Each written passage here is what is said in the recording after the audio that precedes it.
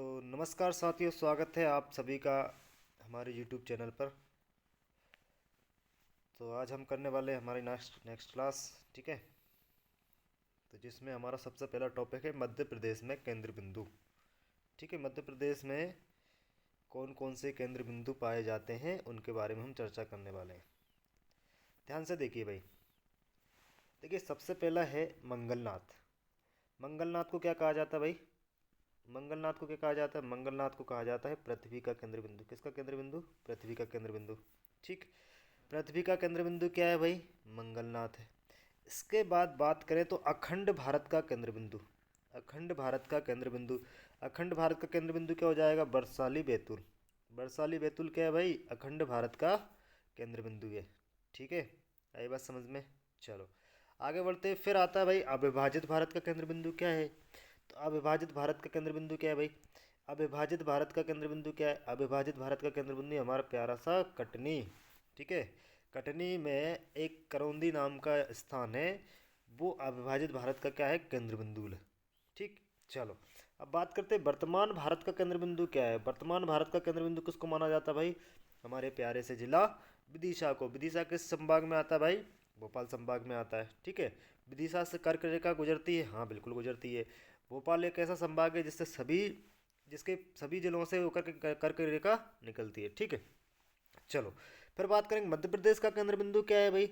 मध्य प्रदेश का केंद्र बिंदु क्या है? मध्य प्रदेश का केंद्र बिंदु क्या है भाई? सागर। मध्य प्रदेश का केंद्र बिंदु क्या है? सागर। तो बात आई समझ में आपको यहाँ पर भाई? बात आई आपको यहाँ पर समझ में? चलो एक बार फिर से रिवाइज कर लेते हैं। पृथ्वी का केंद्र बिंदु क्या है भाई? मंगलनाथ। पृथ्वी का केंद्र बिंदु क्या है? मंगलनाथ। ठीक, अखंड भारत का केंद्र बिंदु क्या है?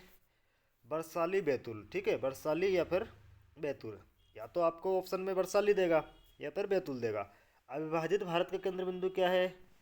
करौंदी या फिर कटनी। ठीक, वर्तमान भारत का केंद्र बिंदु क्या है? विदिशा। मध्य प्रदेश का केंद्र बिंदु क्या है? सागर। ठीक है, तो ये 5 पॉइंट आपको ध्यान रखना है। ठीक है, चलो आगे बढ़ते हैं। बात करेंगे यहाँ पर मध्य प्रदेश के राजकीय प्रतीक। मध्य प्रदेश के कौन कौन से राजकीय प्रतीक हैं उनके बारे में हम बात करने वाले हैं भाई। इनसे हमेशा क्वेश्चन पूछे जाते हैं। ठीक, देखिए ध्यान से। सबसे पहले बात करेंगे राजकीय चिन्ह। राजकीय चिन्ह की बात करेंगे तो राजकीय चिन्ह क्या है हमारा भाई? तो राजकीय चिन्ह को कब अपनाया गया था? तो 1 नवंबर 1956 को। 1 नवंबर 1956 को किसको अपनाया जाता है भाई? राजकीय चिन्ह को अपनाया जाता है। 1 नवंबर 1956 को किसको अपनाया जाता है? राजकीय चिन्ह को अपनाया जाता है। ये बात समझे? चलो ठीक, अब राजकीय चिन्ह में क्या क्या चीज़ें होती है ये भी पूछ लिया जाता है भाई। प्रश्न इस प्रकार से पूछा जाता है कि राजकीय चिन्ह में कौन कौन सी चीज़ें होती हैं, वो हमें ध्यान रखना पड़ेगा भाई। देखो, राजकीय चिन्ह कुछ इस तरीके का होता है। राजकीय चिन्ह कुछ इस तरीके का होता है भाई। ठीक है, ध्यान रखना इस बात को। ये ये जो सर्कल के अंदर है वो क्या है? राजकीय चिन्ह है। ठीक, अब उसमें क्या क्या आपको दिखाई दे रहा है? तो सबसे पहले तो क्या है भाई, यहाँ पर क्या लिखा है? मध्य प्रदेश शासन।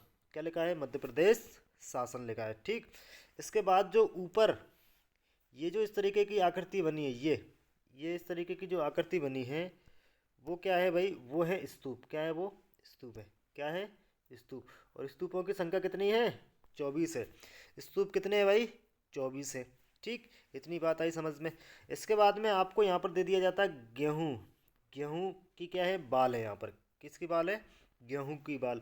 और एक तरफ क्या है? धान की बाल है। ठीक है, लेफ्ट हैंड साइड में आपको किसकी बाल? गेहूँ की बाल मिलेंगी। और राइट हैंड साइड में आपको कौन सी?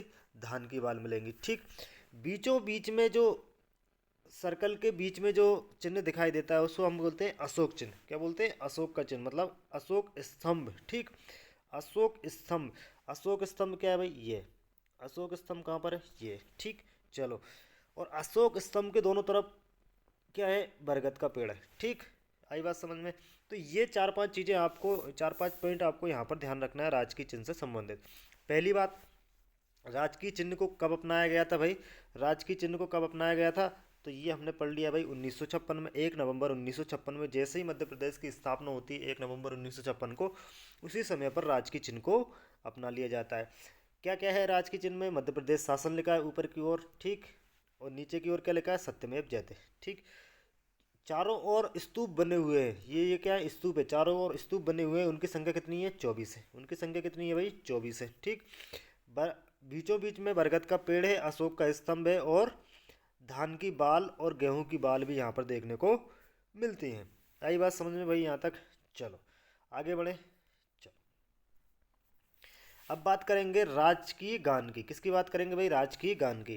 राजकीय गान क्या है मध्य प्रदेश का भाई? राजकीय गान क्या है भाई मध्य प्रदेश का? देखो ध्यान से। अब बात करने वाले हैं किसकी? राजकीय गान की। राजकीय गान क्या है? मेरा मध्य प्रदेश, ठीक है, सुख का दाता सबका साथी, मेरा ये मध्य प्रदेश है, इस टाइप से राजकीय गान है मध्य प्रदेश का, ठीक है। अच्छा, इसके लेखक कौन है भाई? इसके लेखक कौन है? इसके लेखक है महेश श्रीवास्तव। लेखक कौन है? महेश श्रीवास्तव है, ठीक। और इसको संगीत किसने दिया है? संगीतकार कौन है भाई? तो वो है आदेश श्रीवास्तव। गायक इसके द्वारा गया है? शान के द्वारा, ठीक है, कुमार कुमार शानू, या फिर इनको शान भी बोला जाता है। अच्छा, मेरा मध्य प्रदेश जो कि राजकीय गान है, उसको कब राजकीय गान घोषित किया गया भाई? तो 2010 में, 2010 में राजकीय गान इसको घोषित किया गया था, ठीक है। इतने पॉइंट्स आपको आगे भाई समझ में राजकीय गान से संबंधित। एक बार फिर से आपको क्या करना है? रिवाइज कर लेना है भाई। राजकीय गान क्या है? राजकीय गान क्या है भाई हमारा? क्या है भाई राजकीय गान? मेरा मध्य प्रदेश, ठीक है, सुख का दाती सबका साथी, ठीक है। तो राजकीय गान क्या है हमारा? मेरा मध्य प्रदेश। इसके लेखक कौन है? महेश श्रीवास्तव। लेखक कौन है? महेश श्रीवास्तव। संगीतकार कौन है? आदेश श्रीवास्तव। गायक कौन है? जिसको गायक किसके द्वारा गया है? शान के द्वारा, ठीक है। और कब इसको अपनाया गया था भाई? कब मेरा मध्य प्रदेश को राजकीय गान घोषित किया गया था? 2010 में, ठीक है। तो मुझे लगता है कि ये इतने सारे पॉइंट्स आप सभी को बिल्कुल क्लियर है। अब बात आ जाती है राजकीय खेल की। किसकी बात करेंगे भाई? अब बात करेंगे राजकीय खेल की। तो राजकीय खेल क्या है भाई मध्य प्रदेश का? राजकीय खेल क्या है भाई मध्य प्रदेश का? तो वो क्या है भाई? मलखंभ। क्या है? मलखंभ। आई बात समझ में भाई? ठीक है। चलो अब मलखंभ के बारे में देख लेते हैं कि कब कब इसके बारे में क्या हुआ। देखो, मलखंभ को राजकीय खेल कब घोषित किया गया था? 2013 में। 2013 में मलखंभ को मध्य प्रदेश का राजकीय खेल घोषित किया गया, 10 अप्रैल 2013 को, ठीक है। मलखंभ में होता क्या है? खंभे के सहारे से विभिन्न प्रकार के क्या किए जाते हैं? व्यायाम किए जाते हैं भाई, ठीक है। विभिन्न प्रकार के व्यायाम खंभे के सहारे से किए जाते हैं, ठीक है। अच्छा, मलखंभ में सर्वश्रेष्ठ प्रदर्शन करने पर एक पुरस्कार भी दिया जाता है। इस पुरस्कार के बारे में भी कई बार पूछा गया है, ठीक है। तो उस पुरस्कार का क्या नाम है भाई? प्रभाष जोशी सम्मान पुरस्कार, ठीक है। प्रभाष जोशी सम्मान पुरस्कार दिया जाता है। कब दिया जाता है? जब मलखंभ के क्षेत्र में बहुत अच्छा सर्वश्रेष्ठ प्रदर्शन किया जाता है, ठीक है। आई बात समझ में भाई यहाँ तक? चलो आगे बढ़ते हैं। अब बात करेंगे राजकीय पशु की। किसकी बात करेंगे भाई? राजकीय पशु की। राजकीय पशु क्या है मध्य प्रदेश का? बारहसिंगा। राजकीय पशु क्या है भाई मध्य प्रदेश का? बारहसिंगा है, ठीक है। अच्छा, फिर इसका पूछ लिया जाता है कि मध्य प्रदेश का राजकीय पशु जो है बारहसिंगा, वो किस प्रजाति से संबंध रखता है भाई? वो किस प्रजाति से संबंध रखता है? तो आपको क्या बताना है भाई? ब्रेडरी प्रजाति से। किससे? ब्रेडरी प्रजाति से संबंध रखता है, ठीक। आई बात समझ में यहाँ तक? चलो अच्छा, तो जो बारहसिंगा है उसको राजकीय पशु कब घोषित किया गया था? तो राजकीय पशु घोषित किया गया था सर 1 नवंबर 1981 को। 1 नवंबर 1981 को क्या किया जाता है? बारहसिंगा को राजकीय पशु घोषित किया जाता है। इसके बाद बात करेंगे कि इसको और किस किस नाम से जाना जाता है भाई, ठीक है। बारहसिंगा है, उसको और नाम से भी तो जाना जाता होगा, कोई दूसरा नाम पूछ सकता है, तो वो नाम हमें याद होने चाहिए। और वो क्या नाम है भाई? एक तो बोला जाता है इसको दलदल का मृग। दलदल का मृग बोला जाता है किसको? बारहसिंगा को, ठीक है। और इसका वैज्ञानिक नाम है, साइंटिफिक नाम है, वो क्या है? रूसबस डबाउसेली। रूसबस डबाउसेली। रूसबस डबाउसेली भी इसका क्या नाम है? अंग्रेजी नाम है, ठीक है। अच्छा, तो बारहसिंगा सबसे अधिक कहाँ पर पाए जाते हैं? तो हमारे मंडला में एक राष्ट्रीय उद्यान है, ठीक है। और उसका नाम क्या है? कान्हा राष्ट्रीय उद्यान। बड़ा प्यारा सुंदर राष्ट्रीय उद्यान है, ठीक है। आप सभी को विजिट करना चाहिए इसको, ठीक है, देख कर आइए, ठीक। तो यहाँ पर क्या है? बारहसिंगा पाया जाता है, ठीक। इतनी बात आ गई भाई समझ में? चलो आगे बढ़े। अब बात करेंगे किसकी? राजकीय पक्षी की। किसकी बात करेंगे? राजकीय पक्षी की। राजकीय पक्षी की अगर बात करें तो राजकीय पक्षी क्या है हमारा मध्य प्रदेश का? राजकीय पक्षी क्या है? दूधराज, या फिर हम इसको क्या बोल देते हैं? टिटैनी भी बोलते हैं। दूधराज, या फिर इसको क्या बोल देते हैं? टिटैनी भी बोलते हैं, ठीक। आई बात समझ में। अच्छा, इसको कब घोषित किया गया था? तो 1 नवंबर 1981 को। 1 नवंबर 1981 को क्या किया जाता है इसको? 1 नवंबर 1981 को क्या किया जाता है इसको? राजकीय पक्षी घोषित किया जाता है। अच्छा, इसका और भी कोई नाम है, वैज्ञानिक नाम है, क्या है? टर्पसीफोन पैराडाइस। टर्पसीफोन पैराडाइस क्या है इसका वैज्ञानिक नाम है। और दूसरे भी नाम है क्या? हाँ सर, बहुत सारे नाम है। शाह बुलबुल भी इसको बोला जाता है। क्या बोला जाता है? शाह बुलबुल भी इसको बोला जाता है। साथ में इसको पैराडाइस फ्लाई कैचर भी बोला जाता है। ठीक। इसके बाद इसको महारानी भी बोला जाता है, हुसैनी भी बोला जाता है। ठीक, महारानी भी बोला जाता है, हुसैनी भी बोला जाता है, सुल्ताना बुलबुल भी इसका नाम है। ठीक, तो इतने सारे नाम है किसके? राजकीय पक्षी दूधराज के। ठीक, तो दूधराज को हम किस किस नाम से जाने जाते हैं? तो दूधराज, टिटैनी, टर्फसी फोन पैराडाइस, शाह बुलबुल, पैराडाइस फ्लाई कैचर, महारानी, हुसैनी और सुल्ताना बुलबुल। ठीक है, इतने सारे नाम है। इन नामों से किसको जाना जाता है भाई? राजकीय पक्षी को जाना जाता है। आई बात समझ? चल, अब बात करेंगे राजकीय पुष्प की। राजकीय पुष्प क्या है मध्य प्रदेश का? राजकीय पुष्प क्या है मध्य प्रदेश का भाई? बताइए सभी। राजकीय पुष्प क्या है मध्य प्रदेश का? बताइए सभी। क्या है भाई? सफेद लिली। सफेद लिली क्या है? मध्य प्रदेश का राजकीय पुष्प है, राजकीय फूल है। ठीक है, इसको और किस नाम से जाना जाता है भाई? इसको जाना जाता है लिलियम कैंडिमम नाम से। लिलियम कैंडिमम इसका क्या है? वैज्ञानिक नाम है। किसका? व्हाइट लिली का या फिर सफ़ेद लिली का। इसको कब अपनाया गया था भाई कि भैया जो सफ़ेद लिली है वो मध्य प्रदेश का राजकीय पुष्प कहलाएगा? तो 1 नवंबर 1981। 1 नवंबर 1981 को क्या किया जाता है? इसको अपना बना लिया जाता है मध्य प्रदेश की सरकार द्वारा। चलो, अब बात करते हैं बहुत ही प्यारे फल की। ठीक है, और वो फल क्या है? आम। ठीक है, क्या है? आम। तो मध्य प्रदेश का जो राजकीय फल है वो क्या है? आम है। और भारत का राजकीय फल क्या है? वो भी आम है भाई। दोनों चीज़ें एक ही हैं। ठीक है, चलो देखो ध्यान से। तो राजकीय फल क्या हो जाएगा भाई मध्य प्रदेश का? बताएं जल्दी। आम। ठीक है, राजकीय फल क्या हो जाएगा? आम हो जाएगा। आम क्या है? राजकीय फल है। आम क्या है भाई? राजकीय फल है। ठीक, इसके बाद बात करेंगे इसको और किस नाम से जाना जाता है? तो मैंगीफोरा इंडिका। मैंगीफोरा इंडिका करके इसका नाम है। ठीक, 1 नवंबर 1981 को इसको लिया जाता है मध्य प्रदेश सरकार द्वारा। आम जिला घोषित किया गया, किसको किया गया भाई? जबलपुर को आम जिला घोषित किया गया है। आम जिला किसको घोषित किया गया? ध्यान रखना है आपको, जबलपुर को। चलो, एक प्रजाति है आम की, नूरजहां आम। कौन सी प्रजाति है? नूरजहां आम। और ये नूरजहां आम जो है वो मिनिमम कितने, एक आम कितने केजी का होता है? मिनिमम 4 केजी का होता है। 4 केजी से अधिक के कई सारे आम हो सकते हैं, लेकिन 4 केजी से कम का कोई आम नहीं होता।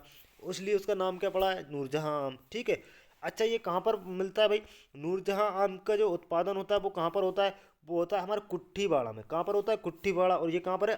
अलीराजपुर में। ठीक है, तो पहले अलीराजपुर किस जिले का भाग हुआ करता था भाई? सबको पता है, झाबुआ का। झाबुआ से अलीराज को कब अलग किया गया भाई? 2008 में। आई बात समझे भाई यहाँ तक? ठीक है, चलो आगे बढ़ते हैं इसी के साथ।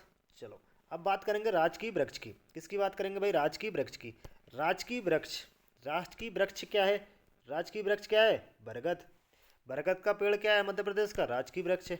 ठीक है, आई बात समझ में? चलो, 1 नवंबर 1981 को क्या किया जाता है? इसको मध्य प्रदेश सरकार द्वारा राजकीय वृक्ष घोषित किया जाता है। इसका वैज्ञानिक नाम हमेशा पूछा जाता है, तो क्या नाम है भाई? फाइकस वैनगेलेसिस। फाइकस वैनगेलेसिस इसका क्या है? वैज्ञानिक नाम है। तो इसको आपको ध्यान रखना है। तो ये क्या है? भारत का भी राजकीय वृक्ष है। ठीक है, भारत का भी राजकीय वृक्ष क्या है? बरगद का पेड़। और ये कभी कभार क्वेश्चन में ये भी पूछ लिया जाता है कि बरगद का जो पेड़ है वो किस कुल से संबंध रखता है? किस कुल से संबंध रखता है? तो मोरेसी। कौन से कुल से संबंधित रखता है भाई? ये मोरेसी मोरेसी कुल से। ठीक है, मोरेसी कुल से ये संबंध रखता है। ठीक, चलो आई बात समझ में आता? चलो आगे बढ़े। हाँ, अब बात करेंगे राजकीय नाट्य क्या है मध्य प्रदेश का? तो राजकीय नाट्य है भाई माछ। राजकीय नाट्य क्या है भाई? माछ है। ठीक, इसमें क्या होता है भाई? माछ में क्या किया जाता है? नाटक किया जाता है मंच पर, खुले मंच पर नाटक किया जाता है, ढोलक की ताल पर और सारंगी की ताल पर। कहाँ पर प्रचलित है ये? मध्य प्रदेश के मालवा क्षेत्र में प्रचलित है ये सबसे ज़्यादा। ठीक है, और कहाँ पर इसका जन्म स्थली मानी जाती है? तो उज्जैन इसकी क्या मानी जाती है? जन्म स्थली मानी जाती है। हमारा प्यारा उज्जैन महाकाल की नगरी इसकी क्या है? जन्म स्थली है। ढोलक व सारंग की ताल पर क्या किया जाता है? इसमें नाट्य किया जाता है, ढोलक व ताल की धुन पर। ठीक, चलो बात करेंगे राजकीय नृत्य। तो मेरे प्यारे भाइयों, राजकीय नृत्य सबको पता है क्या है। हमारे मध्य प्रदेश का राजकीय नृत्य राई है। क्या है? राई है। क्या है? राई है। ठीक है। चलो, कहाँ पर प्रचलित है? बुंदेलखंड में प्रचलित है। बुंदेलखंड की राई बहुत अधिक प्रचलित है। तो मध्य प्रदेश का जो राजकीय नृत्य क्या है भाई? राई है। और राजकीय नाट्य क्या है? नाच है। नाट्य और नृत्य में आपको कंफ्यूज नहीं होना है। नाट्य में नाटक किया जाता है, नृत्य में क्या किया जाता है? नाचा जाता है या फिर डांस किया जाता है। आई बात समझ में यहाँ तक? चलो, आगे बढ़ते हैं इसी के साथ भाई। उम्मीद है आपको बहुत अच्छे से सारी चीज़ें समझ में आ रही होंगी। तो देखिए, अब बात करेंगे राजकीय मछली। राजकीय मछली। मछली जल की रानी है, जीवन उसका पानी है, हाथ लगाओ डर जाती है, बाहर निकालो मर जाती है। बचपन में बहुत पढ़ा है इसको। ठीक है। तो वही मछली। तो राजकीय मछली क्या है भाई? महासीर या फिर टोरटोर या फिर प्यूटी प्यूटी टोरा। प्यूटी टोरा। इतने सारे इसके नाम हैं। महासीर। महासीर बोल लो भाई आप। महासीर बोल लो आप। या फिर आप टोरटोर बोल लो। या फिर आप प्यूटी टोरा बोल लो। ठीक है। ये तीन नाम है भाई इसके। तीन नाम है किसके? राजकीय मछली के। ठीक है। इसके बाद में इसको और क्या बोला जाता है? तो टाइगर ऑफ रिवर। भाई महासीर मछली को ही क्या बोला जाता है? Tiger of river. अब टाइगर कौन होता है भाई? जो जंगल का राजा होता है वो क्या होता है? टाइगर होता है। इसी तरीके से जो पानी की जो रानी होती है, या फिर जिसको एक हिसाब से बोलते हैं टाइगर, तो वो कौन है भाई? नदी की जो किंग है या क्वीन है वो कौन है? मछली है। कौन सी? महासीर। ठीक है। 26 सितंबर 2011 को क्या किया जाता है? मध्य प्रदेश सरकार द्वारा इसको राजकीय मछली घोषित कर दिया जाता है। कब? 26 सितंबर 2011। 26 सितंबर 2011 में इसको राजकीय मछली घोषित कर दिया जाता है। ठीक है भाई। यहाँ तक आप सभी को सारी चीज़ें क्लियर हो रही कि नहीं? ठीक है। हैंड रिटन नोट्स है भाई, बिल्कुल आपको समझ में आएंगे। बहुत ही शानदार तरीके से बनाया हुआ है पूरा एमपी जीके का नोट्स। ठीक है। तो आप भी कृपया नोट्स बनाते चलें। ठीक। चलो, उम्मीद है आप लोगों को बहुत अच्छे से समझ में आ रहा होगा। अब बात करेंगे राजकीय फसल की। राजकीय फसल कौन सी है भाई? सोयाबीन। क्या है? सोयाबीन। मध्य प्रदेश में, मध्य प्रदेश में 42 से 43% के आसपास क्या होती है? सोयाबीन होती है। ठीक है। क्या? 42 से 43% सोयाबीन होती है। ठीक है। आई बात समझ में? इसके बाद में सबसे अधिक सोयाबीन कहाँ पर होती है? तो हमारे प्यारे से मालवा क्षेत्र में। ठीक है। मालवा क्षेत्र कौन सा होता है भाई? मालवा क्षेत्र कौन सा है भाई? देखो, एमपी में जो बीच का भाग है, जिसमें अपन मान लेते हैं अपना इंदौर। ठीक है। इंदौर, धार, उज्जैन, देवास। ठीक है। अपना रायसेन। ये सभी क्या है? ये मालवा क्षेत्र में आते हैं। किस में आते हैं? मालवा क्षेत्र में आते हैं। आई बात समझ में? तो ये आपको ध्यान में रखना है भाई। चलो।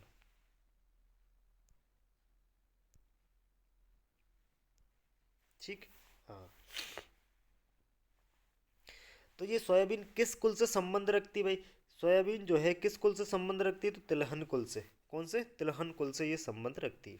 चलो, आगे बढ़ते हैं। आगे बढ़ो भाई। अच्छा, इसके बारे में छोटे से दो तीन पॉइंट है, और वो और देख लीजिए भाई। दो तीन पॉइंट है, वो और देख लीजिए। क्या पॉइंट है भाई? ये देखिए।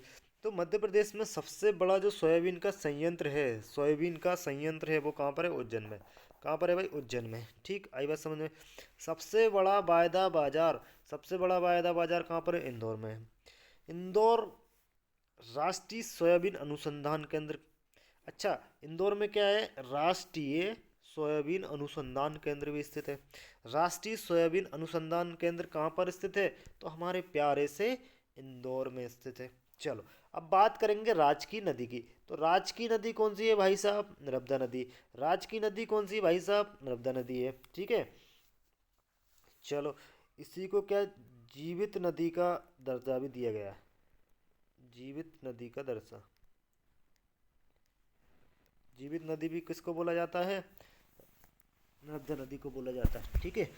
मध्य प्रदेश की जीवन रेखा। मध्य प्रदेश की क्या है? ये जीवन रेखा है। मध्य प्रदेश की क्या है? एमपी की जीवन रेखा। एमपी की क्या है ये? जीवन रेखा। रेखा। चलो, आ रही है बात यहाँ तक समझ में? चलो, आगे बढ़ते हैं इसी के साथ। ठीक है, तो ये अगला टॉपिक आ गया हमारा मध्य प्रदेश प्रतिनिधित्व, राजनीतिक, मध्य प्रदेश में राजनीतिक प्रतिनिधित्व। ठीक है, तो ये हम करेंगे अगली क्लास में। ठीक है, तो आज की क्लास हम यहीं पे समाप्त करते हैं।